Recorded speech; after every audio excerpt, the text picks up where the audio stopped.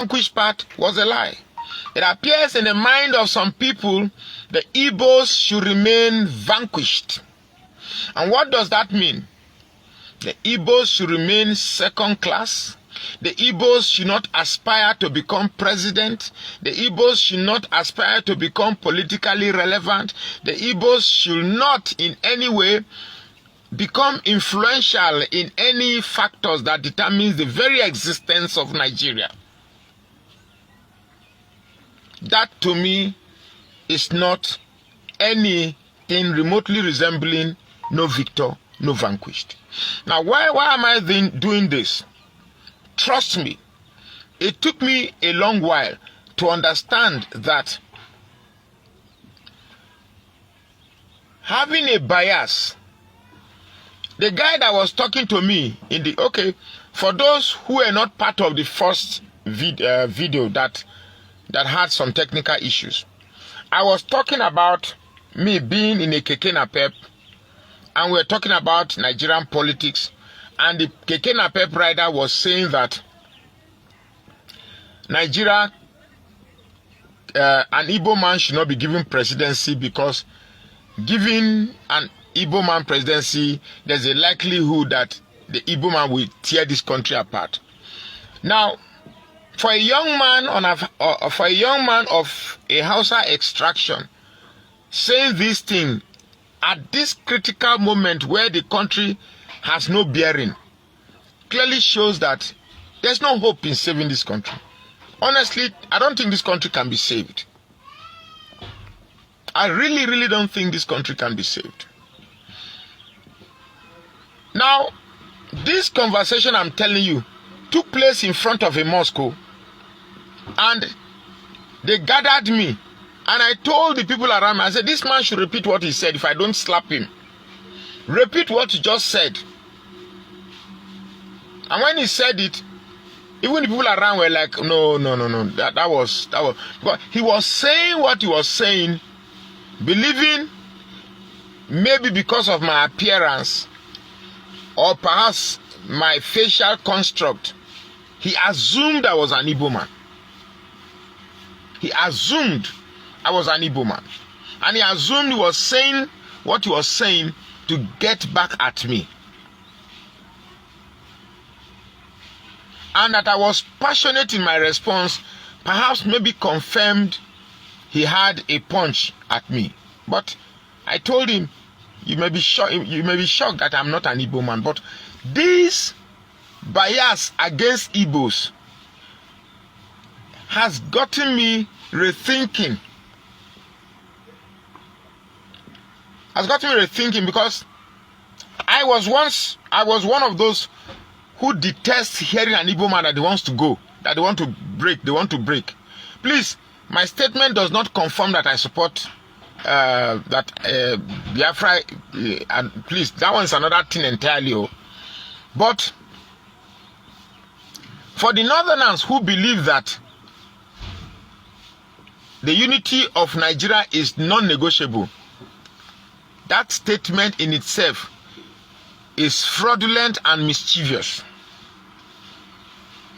The unity of Nigeria is absolutely negotiable. Because we cannot have a Nigeria where people can actually come up with a Muslim ticket, no problem. But try and remotely think about Christian ticket, this country will be on fire. Now, such a scenario suggests that the Islamic community in Nigeria has more say or more power than the rest of Nigerians put together. That is what it says. It clearly shows that as a Christian in Nigeria, your political worth or your political meaning is less than nothing. This is why sometimes when I watch proceedings at the House of Assembly, you can see the arrogance of people from the north and the sheepishness of the politicians from the south. Nigeria, you're distracting me really. Nigeria cannot continue this way. If this is how Nigeria is structured, or if this is how the northerners believe that Nigeria should continue, then and only then I support in all honesty that you should break this deception. Break it. Break this country. Excuse me. Break this country. We cannot continue like this. We cannot continue in a country where a certain group of people believe that they are more Nigerian than the rest of Nigerians. We cannot continue in a country where if one group of this community commits a crime, they get the privilege of the enforcers of law to look the other way. But when another group of Nigerians commits the same crime, they end up punished. This is not a country. This is not a country. Now, I'm not a fan of Nnamdi Kanu. Trust me, I'm not a fan of his. But that he could remain in incarceration when the court has granted him bail speaks a lot about what Nigeria is. Because I cannot imagine a northerner that the law has granted bail still remain in incarceration. It's not possible. It cannot happen. That Nnamdi Kanu will still be in prison even when the court has granted him bail. It cannot happen to a northerner. So when a northerner is coming to tell me that if you give an Igbo man presidency, he's going to break this country, what does that mean? I mean, what does that mean? Keeping this country one, for what purpose must we keep Nigeria united? For what purpose? Somebody tell me, because I don't understand what it means. I don't understand what the unity of Nigeria means. For what purpose? We are trying to keep Nigeria united so that the North can continue to exchange a baton of politics between the West and the North, while the rest of us, Middle Belt, Southeast, South, watch as willing slaves or what? I mean, I don't know what that means anywhere in the world. I'm trying to assign vocabulary to this construct. I'm lost. I'm lost. I'm trying to assign words, vocabulary to these contradictions, and I'm lost. I just don't know what to say.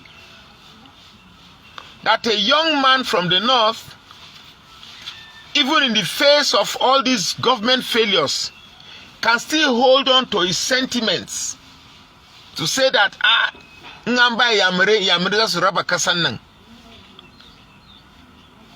don't know.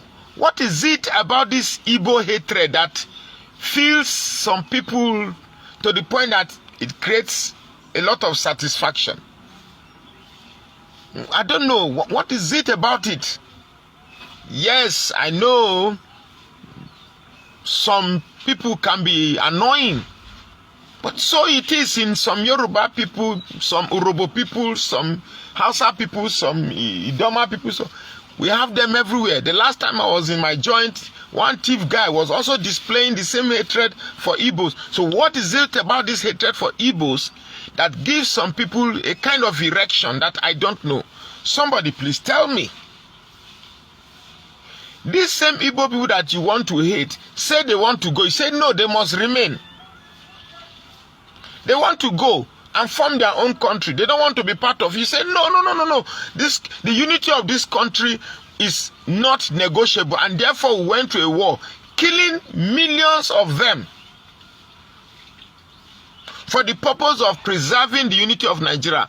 So I ask the question, what is the purpose of unifying Nigeria? At what cost?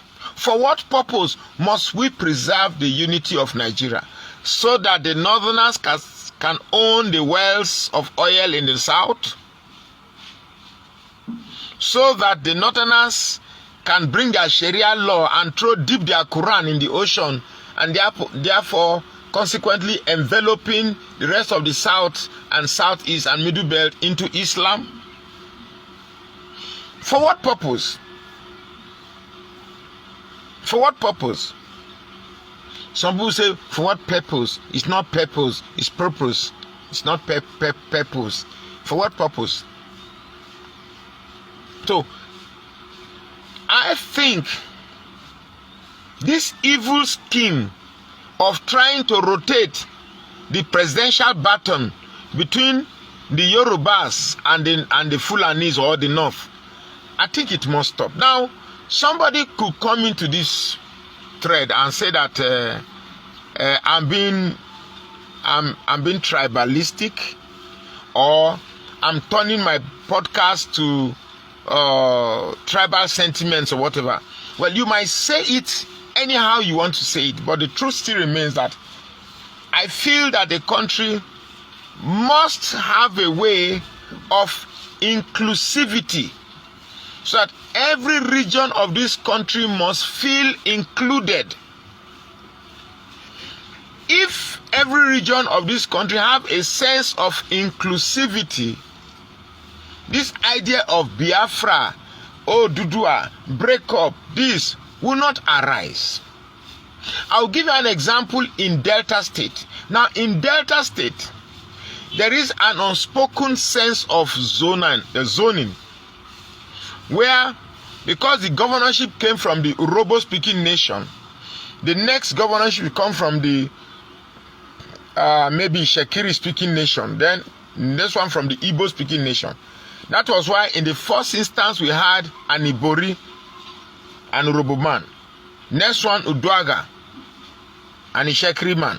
Next one, Okowa, an Igbo man. Then now, Urobo. Next one, Ishekiri. Next one. So it's an unspoken understanding. You see, that way, nobody feels you are being marginalized. Nobody feels one tribe is dominated. Because if we are going to vote on the basis of numbers in Delta State, the Urobos will keep producing governorship after governorship.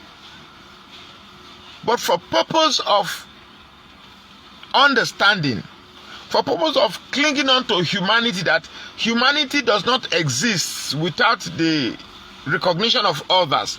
No man is an island. You have to make things go round.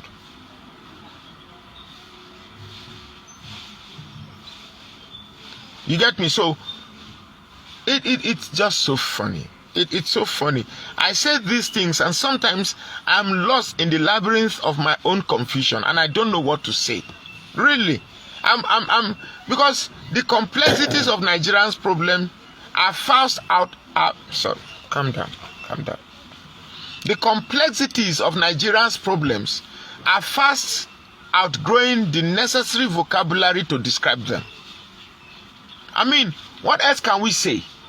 We're in a country where snakes swallow money. We're in a country where the most ridiculous occurrences occur, and Nigerians go about their daily activities as if they are not astonished by the level of ridiculousness that greets them every morning. And we go ahead. Oh God. You want to protest? You want to protest? Nigeria has outgrown protests. Please, if anybody's calling for protest, ignore it. Don't. The other day I said we are not protesting. People abused me. I'm glad now that you agree with me that Nigeria, the problem of Nigeria has outgrown protest. The problem of Nigeria has outgrown strike. Please, Labour Congress, don't go on any strike. Don't go on any strike. We don't need strike. What we need is a violent revolution. That is the only thing that will jolt Nigeria back to reality. I wish I was in a place to start it. I wish I would start it. But I'm not. I wish, I really do wish. Because we can't continue like this. Where somebody is telling you that they justify the reason of increasing fuel prices because if you convert, if you prorate the amount at which you buy fuel in Nigeria is cheaper than other places. Agreed. But you should also put our minimum wage equal to those you are comparing our fuel prices with. In America, they pay $15 per hour. And then you have to work, 9 to 5, which is 10 hours. $15 times 10 hours, that's $150. $150 times our Nigerian naira, that's about over 200 and something thousand naira. So you should make our minimum wage that same amount. Then we can buy fuel at 2,000 per liter. We don't care.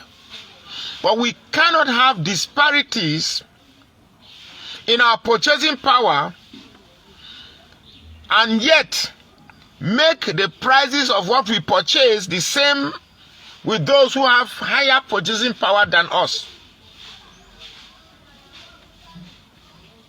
You cannot reduce our purchasing power but make the products we purchase the same as people with a stronger purchasing power than us and say we are buying fuel cheaper. Next way, Nigeria. This crude oil belongs to Nigeria. It's our God's given natural resources. We shouldn't be struggling to get it. We should not be struggling to buy the fuel that God has given to us free. Look, until we have a revolution where we begin to unalive these thieves, we will never get it. The other day, there's a warehouse that was shown where somebody or some people or a group of people are stacking Nigerian currency as in a warehouse, as if these are commodities, Nigerian currencies that are stacked as tall as the height of four grown men in a country. And we see these things. Look, Nigerian politicians are the luckiest politicians on this earth. And that is because we have a country where Nigerians are so tolerant. We tolerate virtually almost anything.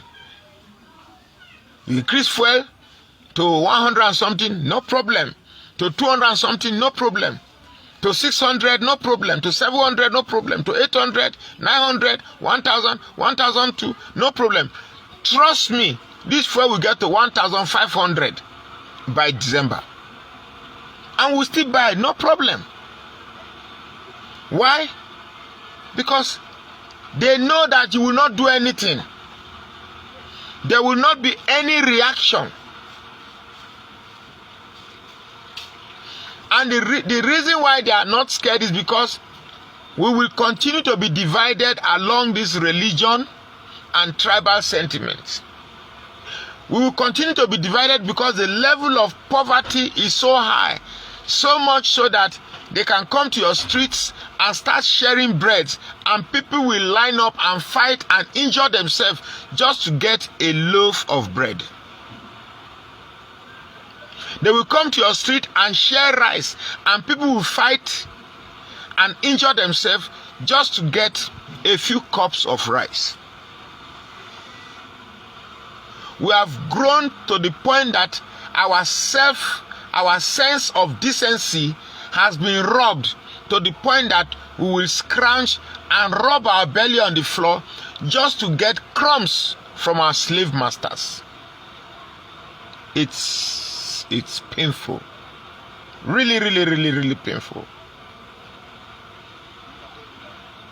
They can do what they have because they have starved us of education.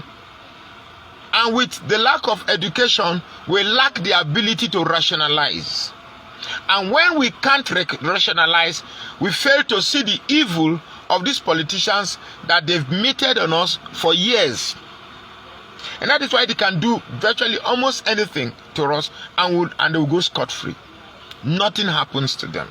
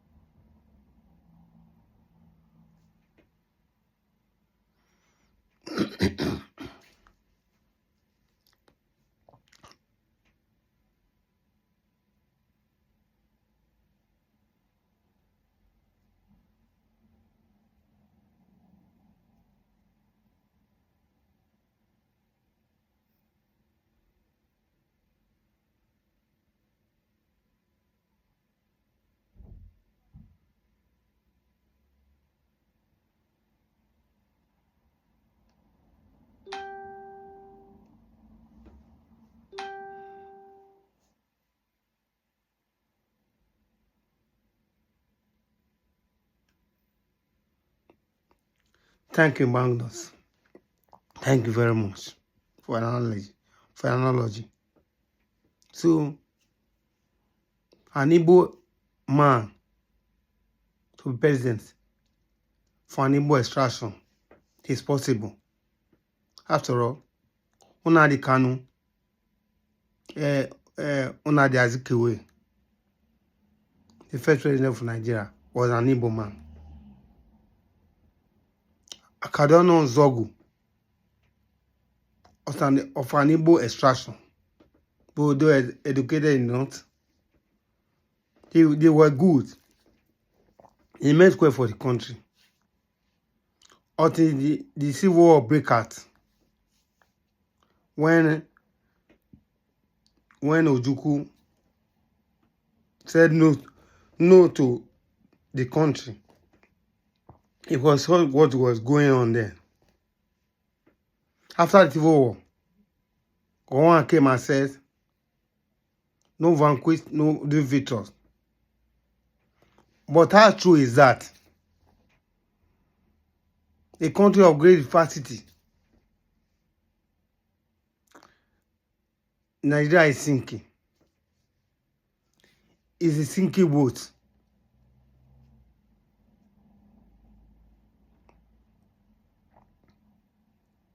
I don't see any reason why the Appeal Court granted Nnamdi Kanu freedom. He still kept till now as we speak. That is awful. In the developed nation, that cannot happen. That is the place all these people they fly to go and enjoy themselves. They always see what happens in those nations. In America, UK, Canada, Europe.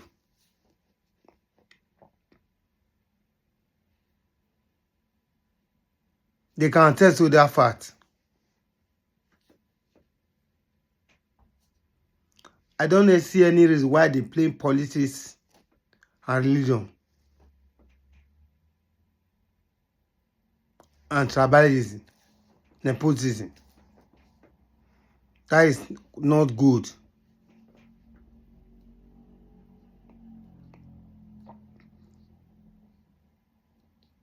In politics, if you allow the religion to trap him, it cannot be right.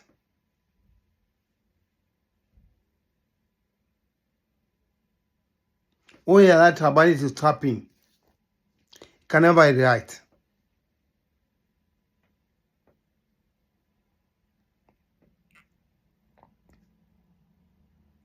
In a country of great diversity, must think twice.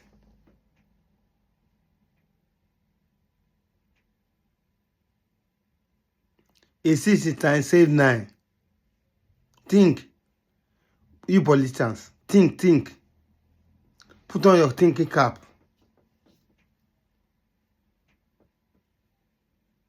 Affordable for Nigeria to move ahead.